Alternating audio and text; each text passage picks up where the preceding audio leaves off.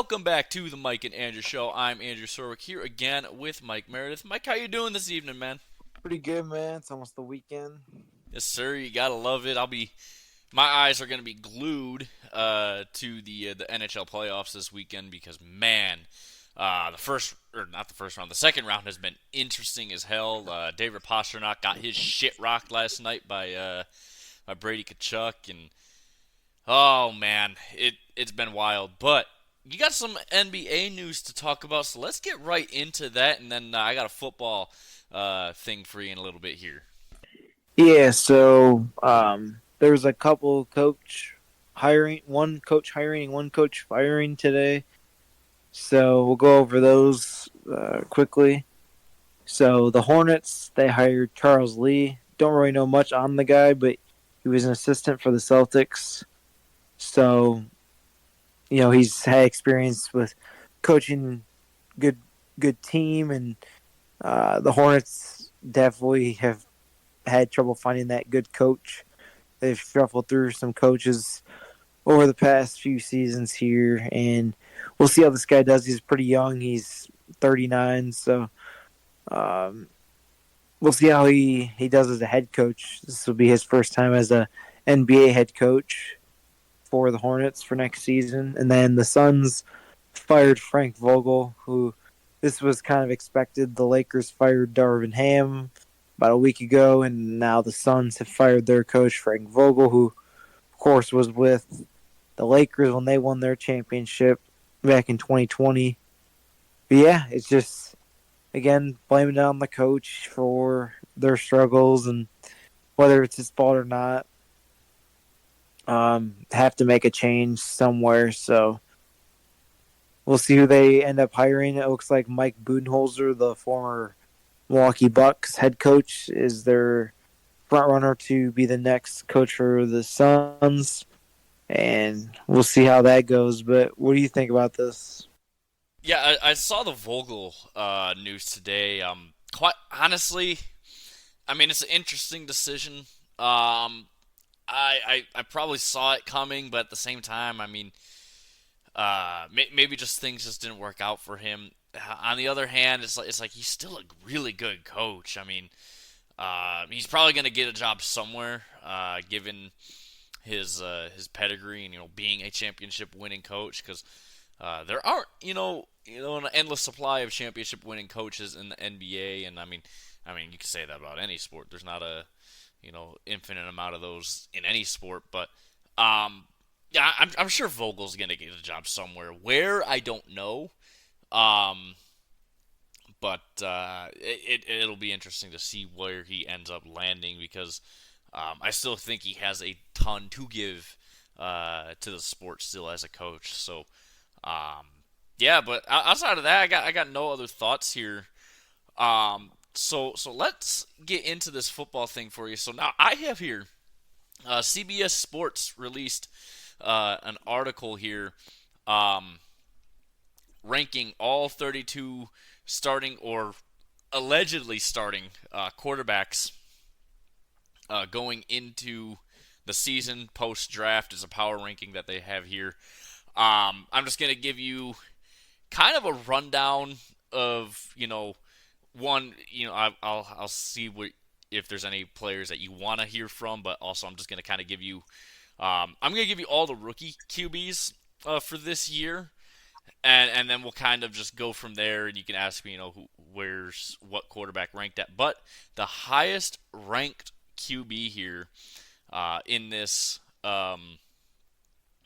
uh, this article here, they have Caleb Williams at number 23. Now, some of this is going to be based on just what the situation these quarterbacks are walking into. And that's part of why I think Caleb Williams is so high up on this list is just because he's walking into a great situation with having some weapons to throw to. Granted, he's with Chicago, so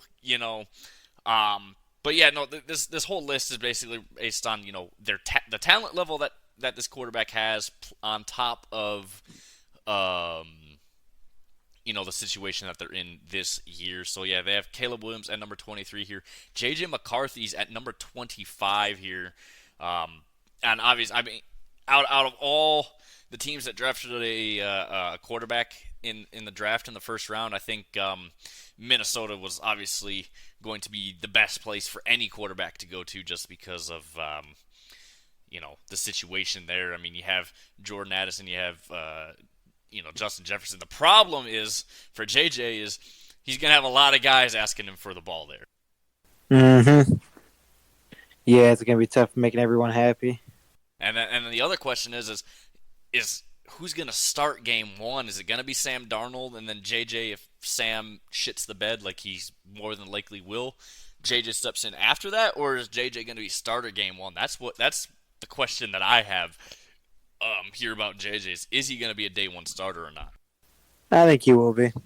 I mean, it seems like he's the guaranteed starter, but they might have him sit behind Darnold for at least one game and kind of learn, the NFL game a little bit. But outside of that, yeah. So 28 here, they have Jaden Daniels.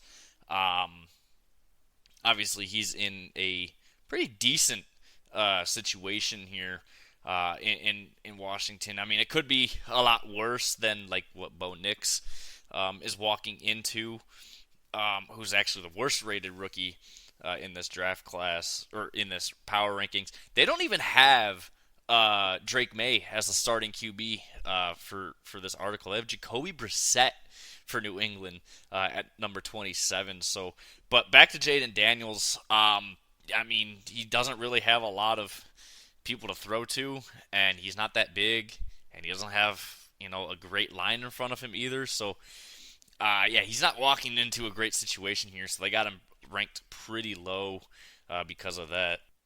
Yeah, it's tough, man. It is. It's gonna be tough with that Washington team. Yeah, if they can build up that offensive line around him, I think you will obviously see a ton of great things from him. But he really needs to put on some muscle mass, man, because he is small in terms of just he has a big frame. He just doesn't have the meat put on him. He's not that Lamar Jackson like we talked about during draft week. He's not that size. And then here at number 30, they have Bo Nix. For obvious reasons, he's down here at the very, very bottom. Yeah, it's going to be interesting to see what he does there in Denver, because he's the only at least competent quarterback in that QB room right now. Yeah, it's going to be very interesting for him. I just want you to take a guess, though. Who do you think is last place on this power ranking? Ooh, that's going to be tough. A lot of guys that could be down at the bottom here.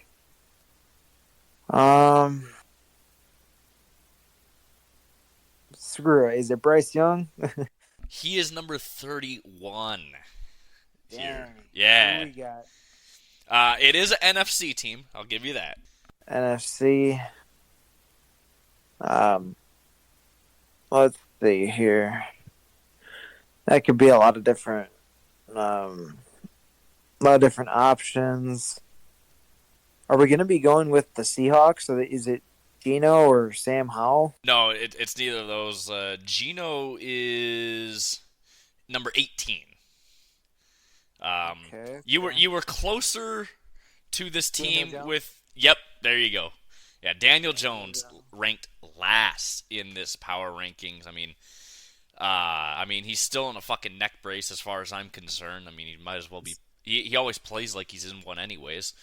And he just has no weapons. I mean, yeah, they grabbed Malik Neighbors, but I mean, Daniel Jones is just so ass, man. There's no reason. Obviously, we know who number one is, and that's obviously Patrick Mahomes. But take a guess. Just take a guess. Who do you think's number two here? I think they put Lamar number 2. Not even close.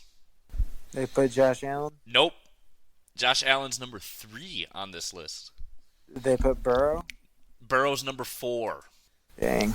The list I saw earlier had Lamar at 2. They have Lamar Josh at Allen. 6 on this list. Man, the list I saw earlier too had Dak Prescott at 4, which I thought was absolutely wild. They No way. have Dak at 8 here, and I don't even think he's top 10 right now. To be honest with No. you know what's crazy is I saw I think it was yesterday on YouTube. Daniel Jones only has one less playoff win than Dak Prescott. Yeah. And everyone talks about how Dak is so great, especially Cowboys fans, but realistically, he's not. No, number 2 here though, they have Brock Purdy. That's wild. Yeah, that's what I'm saying. Like, look, I got to give the kid credit. I mean, I still think you could plug in any quarterback in that system and they'll have success. But as we saw in the Super Bowl, the kid can fucking run, man. And he's a pretty decent runner, but at number 2, that no, just absolutely not. And then one here that I think is a little bit too high still because they just looked at it through one season. And that's C.J. Stroud at number 5. Yeah, I mean probably top 10, but man, number 5. I don't know. I'd probably put Lamar and Jalen Hurts over him right now. I mean, that's a little bit too high, especially after only one season, right? Yeah. Yeah, it's tough. Because, after one season, but really, really good season, though. I mean, yeah, one of the best rookie seasons for a quarterback, in a very long time. They have Jordan Love here at number 10.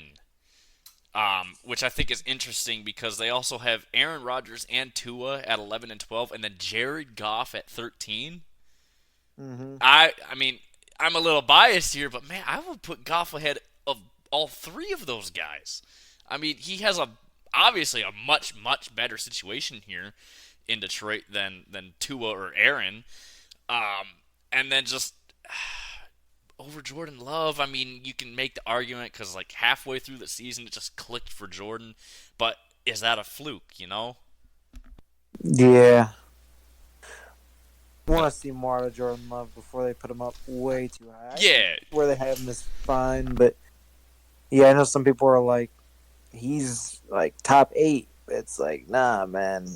Give it another year. Yeah, give him a little bit more time, I think. I mean, 1 year where he played the first half of the year like complete ass, and then the second half of the year, plus the playoffs, he looked really good.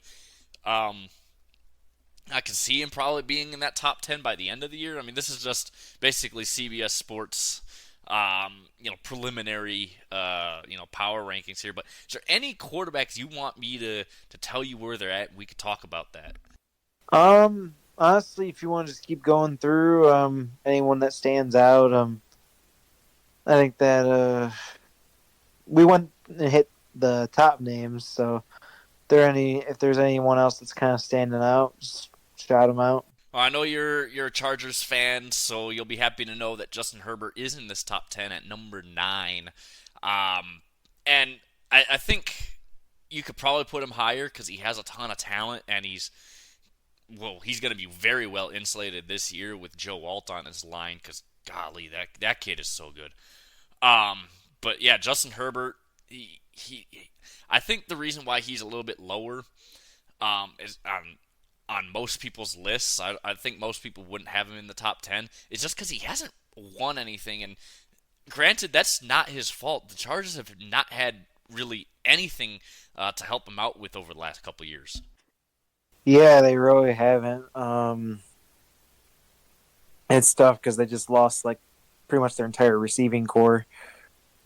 I saw same list. This is from Bleacher Report, the one I'm referring to. They ranked the top 12 quarterbacks going into next season. They had Justin Herbert at 12, and I thought that was outrageously low. I think honestly, can be a low. 12 I think is about right. I mean, here's the thing: is a lot to do with the fact that just he hasn't won anything, and I think that's why people have him so much lower. Granted, I think if he had, the offensive line that he'll have this year and the receiving core he had last year, I think, yeah, you could probably put him in that top 5 question, or at least in the conversation there, because he does have all the right tools and clearly all the correct talent to to be up that high. But that's just my thought on that. Yeah, I still think he's going to be very good. He's going to get his numbers. Yeah, they just need to really build that receiving core back up. But the problem is that he's got Jim Harbaugh as his head coach, so he ain't gonna be throwing the ball a whole lot, I don't think. Kirk Cousins here at Atlanta, they got him at number 14, and I mean it makes sense. I mean he's a good veteran, he's a serviceable quarterback, he can get you to the playoffs, and Atlanta is definitely a playoff capable team. They just had no quarterback last year. They got Trevor Lawrence here, I think a little bit too high at number 15. What's your thought on both those guys? I actually would take Trevor Lawrence over Kirk Cousins right now. I know people kind of like Trevor Lawrence is weird because his rookie year he was pretty bad. A lot of people chalk that up to Urban Meyer's just mishandling of the Jaguars. Second year, Trevor Lawrence popped off. He went crazy. Had a couple playoff, or was it one at least one playoff win. Yeah, he has just the one. And then last year he regressed a little bit again. I mean, not really bad regression, but I think people thought he was going to take another step up, and he actually took a step back. Yeah, he took a huge step back. I mean, I think the number one thing he needs to really look to improve on this year is just like forcing throws. I mean, there was a lot of throws that he made this year that he shouldn't have made, that were either picked off or just almost picked off. I mean, I think that is going to be his biggest focus coming into this year. And if he doesn't improve upon that, I don't think Trevor Lawrence is going to improve much better than he is right now. Yeah, I think 15's fine though. I think he's average to a little bit above average compared to the rest of the league. I think he's definitely one that could take you to a playoff game. Um, yeah, I think that he's fine there. I know you say he might be a little high. I think 15's fine. I might even put him a few spots ahead. I might, but I mean, I can't put him ahead of Jared Goff, who's at 13. I don't. I haven't seen him be able to be better than Kirk Cousins yet. Granted, his career is just starting still. I mean, he's coming into his fourth year this year. And I know Jacksonville just picked up his third year option, or not third, his fifth year option.